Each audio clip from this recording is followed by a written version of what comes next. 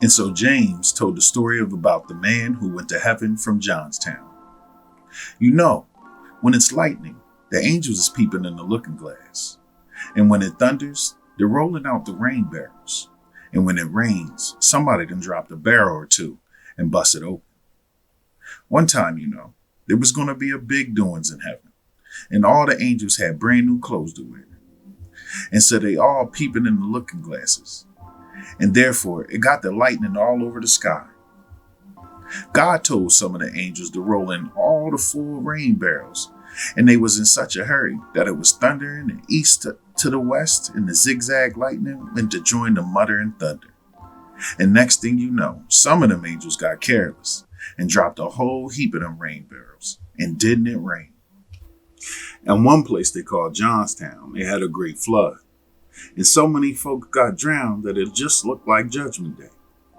So some of the folks that got drowned in that flood went one place, some went another.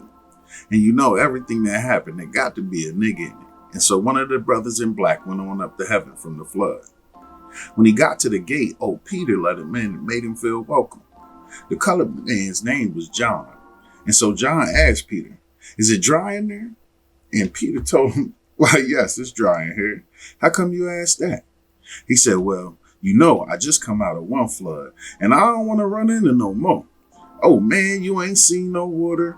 You just ought to seen that flood we had in Johnstown." Peter says, "Yeah, we know all about it. Just go with Gabriel. Let him get you some new clothes." So John went off with Gabriel and come back all dressed up in brand new clothes. And all the time he was changing his clothes, he was telling old Gabriel all about that flood, just like he didn't know already. So when he come back from changing his clothes, they give him a brand new gold harp and handed him a gold bench and made him welcome.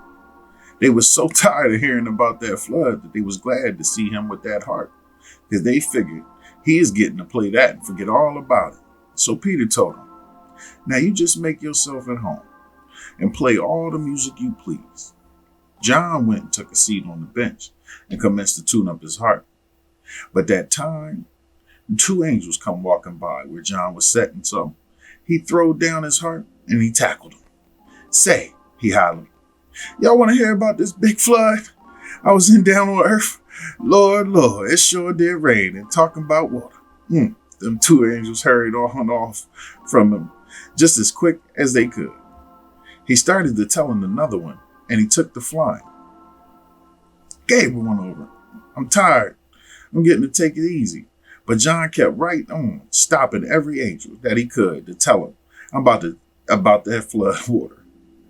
Way after a while, he went over to old Peter and said, "Thought you said everybody around here was nice and polite." Peter said, "Yeah, I said it. Ain't everybody treating you right?" John said, "No.